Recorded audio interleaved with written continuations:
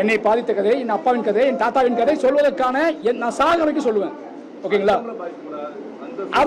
அதை அரசாங்கம் முடிவு பண்ணும், என் சட்டத்திட்ட முடிவு பண்ணும், தனி மனுஷன் முடிவு பண்ண முடியாது. ஒவ்வொரு தனி மனுஷனையும் உங்கள் வாழ்க்கை வேறு, என் வாழ்க்கை வேறு. நீங்கள் உங்கள் வாழ்க்கையை வலிச்சு நீ பார்க்கக்கூடாது. எனக்கு சட்டம்னு ஒன்று இருக்குது, அரசாங்கம் ஒன்று இருக்குது, சென்சார்னு ஒன்று இருக்குது. நான் கதையை யோசிக்கும் போதே அதுக்கான எல்லா சட்டத்திற்கும் உட்பட்டு தான் கதையை சொல்கிறேன்.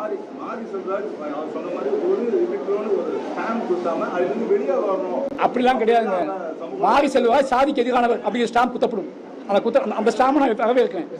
மாரி செல்வராஜ் சாதிக்கு, சாதி மனநிலைக்கு, ஏன்னா மாரி செல்வராஜ் சாதியால் ரொம்பவே நெருக்கடிக்குள்ளான ஒரு ஆள். தமிழ் சினிமாவில் அப்படி ஒரு ஆள் இருக்கான்னு எனக்கு தெரியாது. ஆனால் மாரி செல்வராஜ்ங்கிறவன் இங்கேருந்து கிளம்பி போனதுக்கான வழியும் வேணும் அவனுக்கு தெரியும். அதை மறந்துட்டு நீ சாதாரணமாக ஆடு, சாதாரணமாக பாடுன்னு என்னால் முடியாது. மறுபடியும் சொல்கிறேன், நான் ஆணித்தரமாக சொல்கிறேன். மாரி செல்வராஜ் மேலே ஒரு ஸ்டாம்பு இருக்குது. அந்த ஸ்டாம்ப் மாரி செல்வராஜ் தொடர்ந்து சாதியை எதிர்ப்பான். மாரி செல்வராஜ் தொடர்ந்து சாதியை எதிர்ப்பான்.